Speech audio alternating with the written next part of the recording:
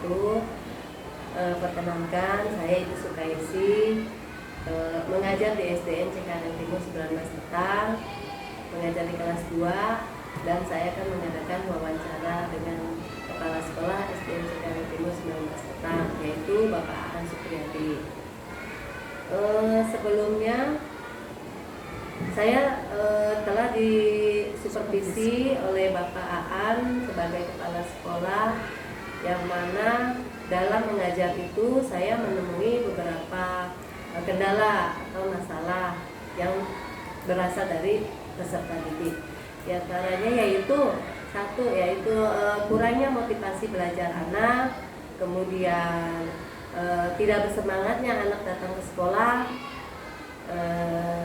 Salah satunya itu yang setelah disupervisi kepada saya oleh kepala sekolah, saya minta saran kepada Bapak untuk mendapatkan solusinya. Kepada Bapak Aan, saya ingin mengajukan pertanyaan. Dari masalah yang saya temukan dalam mengajar kemarin itu, Pak, apa penyebab kurangnya motivasi belajar siswa di kelas? Oke, baik, terima kasih Bu Pesi. Bu Pesi mengajar di kelas 2 ya. Kalau kita bicara masalah motivasi itu ada yang ditimbulkan yang datang dari diri sendiri atau dari peserta didik itu sendiri, ataupun ada yang mempengaruhi atau yang datang dari luar. Nah, motivasi akan berkembang, akan tumbuh dalam pribadi anak atau peserta didik kita apabila itu juga dipengaruhi oleh, misalnya kita sini aja 2 faktor. Yang pertama, kurangnya perhatian orang tua dalam membimbing peserta didik. Belakangan ini peserta didik kita atau siswa-siswi kita, orang tua hanya melepaskan tanggung jawab begitu saja, hanya menitipkan ke sekolah, suruh datang ke sekolah, kemudian belajar dan pulang. Nah, itu tidak ditanyakan oleh orang tua kita, apakah anak-anak itu di sekolah belajar apa ketika di sekolah, atau apa yang diajari guru. Nah, kebanyakan orang tua kita itu jarang yang menanyakan hal seperti itu. Jadi timbullah anak-anak itu masa bodoh. Jadi motivasi dari anak untuk belajar itu nggak ada, karena nggak ada, yang pertama nggak ada dorongan dari diri sendiri, yang kedua juga orang tuanya cuek sehingga anak sifatnya itu masa bodoh.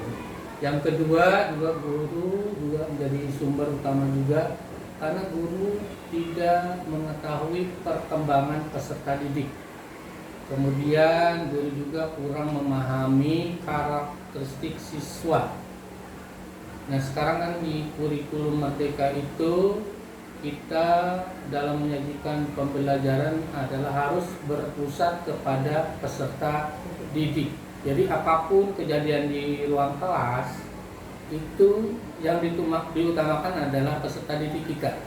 Dan kita jangan membedakan antara peserta didik yang pintar, sedang, dan kurang. Nah, ini kalau di kurikulum Merdeka namanya pembelajaran diferensiasi. Jadi itu harus dijalankan juga di dalam kelas supaya anak-anak itu semua termotivasi bahwa saya juga walaupun tidak bisa, saya juga mendapat penghargaan dari Bapak Ibu.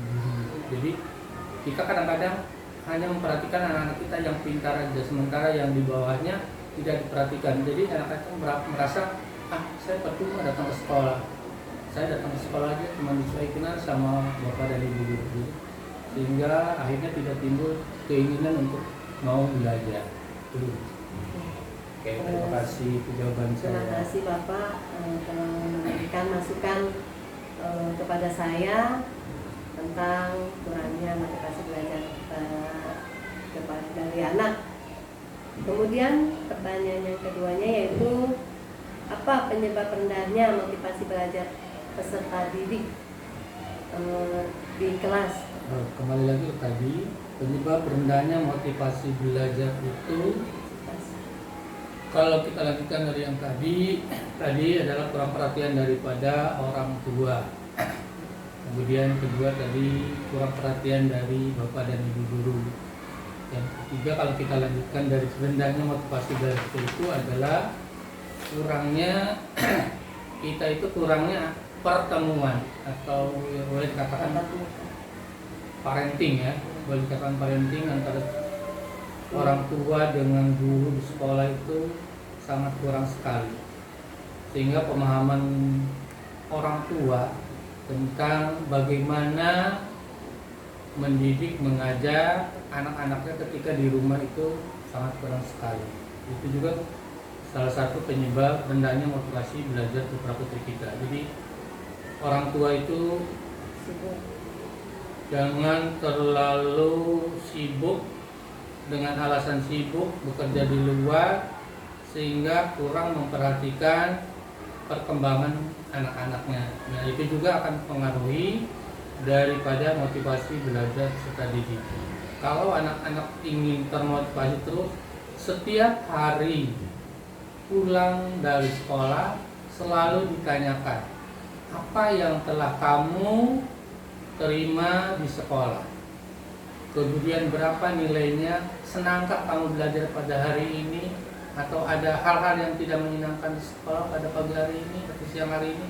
Jadi itu harus ditanamkan terus kepada orang tua agar anak-anak itu selalu termotivasi untuk mau belajar.